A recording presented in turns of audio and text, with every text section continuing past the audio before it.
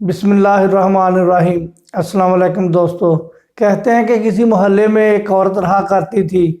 وہ راتوں کو اٹھ اٹھ کر رویا کرتی تھی۔ فاقے کے دن گویا اس پر اور اس کے ننھے بچوں پر عذاب کی صورت میں نازل ہوئے تھے۔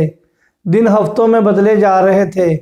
بالآخر محلے کی ایک عورت نے رہنمائی کی کہ فلاں مکان میں ایک صوفی انسان رہتا ہے، جاؤ اور اس سے تعویذ لو۔ نہ چاہتے ہوئے بھی بھوک کے ہاتھوں مجبور صبح ہوتے ہی اس درویش کے آستانے پر جا دستک دی اور اپنا حال سنا ڈالا۔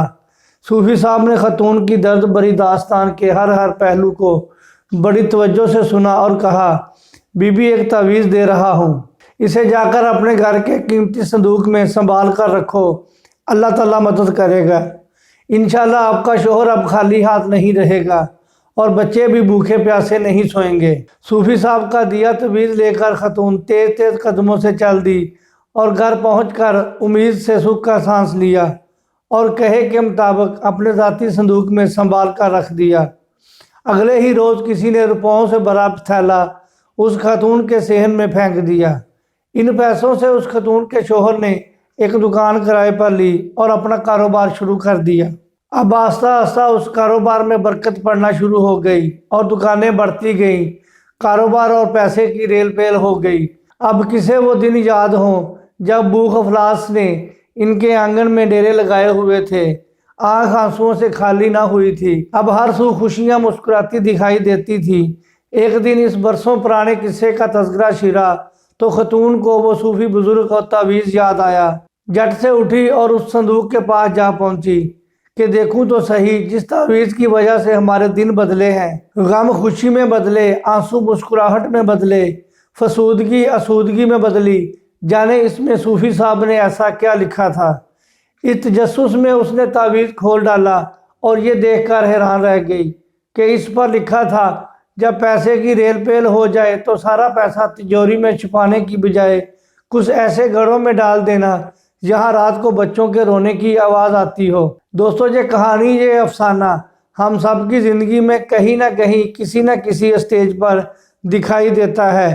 ہم جب مجبور ہوتے ہیں تو سوچتے ہیں کہ دنیا کیسی بے حس ہو گئی ہے، کوئی ہماری مدد کو نہیں تیار، اور جب صاحب اختیار ہوتے ہیں تو بڑی ڈٹائی سے یہ جملہ بولتے ہیں کہ نیکی کا زمانہ نہیں، آج کل نیکی کا کوئی فائدہ نہیں، یا پھر مول تول کر نیکیاں کرتے ہیں، جو ہمارے ساتھ نیکی کرے گا ہم صرف اس کے ساتھ نیکی کریں گے، یا سارے زمانے کا ٹھیکہ ہم نے نہیں اٹھایا ہے۔ یہی وہ جملے ہیں جو ہمیں نیکی کی راہ پر چلنے نہیں دیتے۔ نیکی کا راستہ بلا شبہ مشکل ہے۔ اس راہ میں ایسے چھوٹے چھوٹے جملے بڑے پہاڑ کی مانند رکاوٹ بن جاتے ہیں جو انسان کو بے حس کر دیتے ہیں۔ اپنے خوشحالی کے ایام میں دوسروں کا خیال رکھیں، آسانی کے دنوں میں مشکلات سے دو چار گھروں کو آسانیاں دیں۔ حضور نبی کریم صلی اللہ علیہ وآلہ وسلم کا فرمان ذیشان ہے، لوگوں میں بہترین وہ ہے جو لوگوں کو نفع دے۔ آسانیاں بانٹیے، خوشیاں بانٹیے، وقت بدلتے دیر نہیں لگتی۔ رات کو دن میں بدلنے والا خدا کبھی دے کر آزماتا ہے، کبھی لے کر آزماتا ہے، کبھی کانوں کو صدا سناتا ہے، کبھی اپنے کسی بھوکے پیاسے بندے سے ملواتا ہے، پھر دیکھتا ہے کہ جسے میں نے نوازا ہے اسے میری مخلوق سے کتنا پیار ہے، کیونکہ اللہ اپنی مخلوق سے بہت پیار کرتا ہے۔ اسی لیے تو وہ نوالے بانٹنے والوں کو، پانی پلانے والوں کو، مسکراہٹیں بکھیرنے والوں کو، خیر بانٹنے والوں کو، اچھا مشورہ دینے والوں کو، برابر تولنے والوں کو، مریض کی عیادت کرنے والوں کو، جنازوں میں شریک ہونے والوں کو، خطاؤں کو درگزر کرنے والوں کو، نیکیوں کا شعور دینے والے کو، کسی کو ایک لفظ بھی پڑھانے والے کو بخش دیتا ہے۔ لہٰذا اپنے اچھے وقت میں اللہ کے ہاں اپنے نیکیوں کا اکاؤنٹ کھلوائیں تاکہ گردش ایام میں آپ پر مہربانی ہو، اس جہاں میں بھی اور اس جہاں میں بھی۔